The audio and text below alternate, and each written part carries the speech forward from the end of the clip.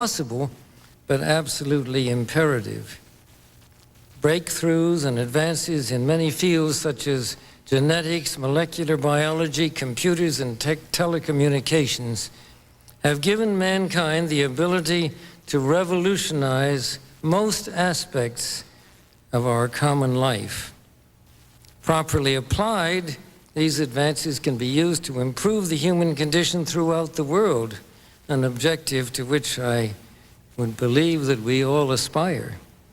Ironically, however, the very innovations that are making possible dramatic improvements in human well-being are also creating new problems which raise the specter of an alarming and possibly catastrophic disaster to the biosphere we live in. And herein lies the dilemma that we all face. Let me illustrate. Improved public health has caused the world's infant mortality rate to decline by 60% over the last 40 years. In the same period, the world's average life expectancy has increased from 46 years in 1950s to 63 years today. This is a development which, as individuals, we can only applaud. However, the result of these positive measures is a world population that has risen during the same short period of time geometrically to almost 6 billion people and could easily exceed 8 billion by the year 2020. The negative impact of population growth on all of our planetary ecosystems is becoming appallingly evident.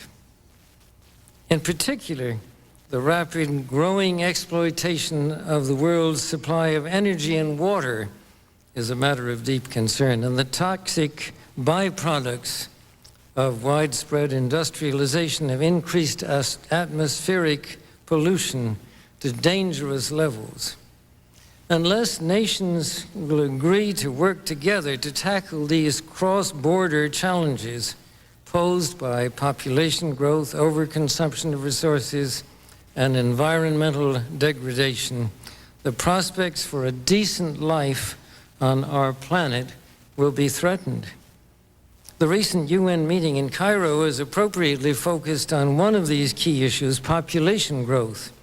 But the controversies which have erupted at the conference illustrate the problem of coming to grips with issues that are deeply divisive and which have a profound moral dimension. The United Nations can and should play an essential role in helping the world find a satisfactory way of stabilizing world population and stimulating economic development in a manner that is sensitive to religious and moral considerations. Economic growth is, of course, an inevitable corollary of a growing population and is essential to improved standards of living. But without careful coordination, unrestrained economic growth poses further threats to our environment. This was a major subject of discussion at the conference in Rio de Janeiro on the environment 2 years ago. The focus then was on sustainable growth and global development. It was pointed out at the conference that growth is most efficiently managed by the private sector, but regulation of the process by national governments and international bodies is also needed. And once again, the United Nations should certainly be among the catalysts and coordinators of this process. But in addition, given the importance of unencumbered international trade in stimulating and facilitating economic growth, some of the newer economic entities, such as the European Economic Community, NAFTA, APEC, and most importantly, GATT, now known as the World Trade Organization, are probably best suited to play a major role in ensuring sustainable development. A common requirement for dealing with all of these challenges, technological, environmental, political, and economic, is leadership. Leadership coupled with mutual trust and understanding. There is no magic formula for finding and producing leadership.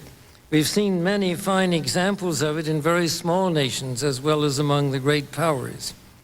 I believe that most of the world is anxiously searching for strong and effective leadership, even a great moral vision for the future.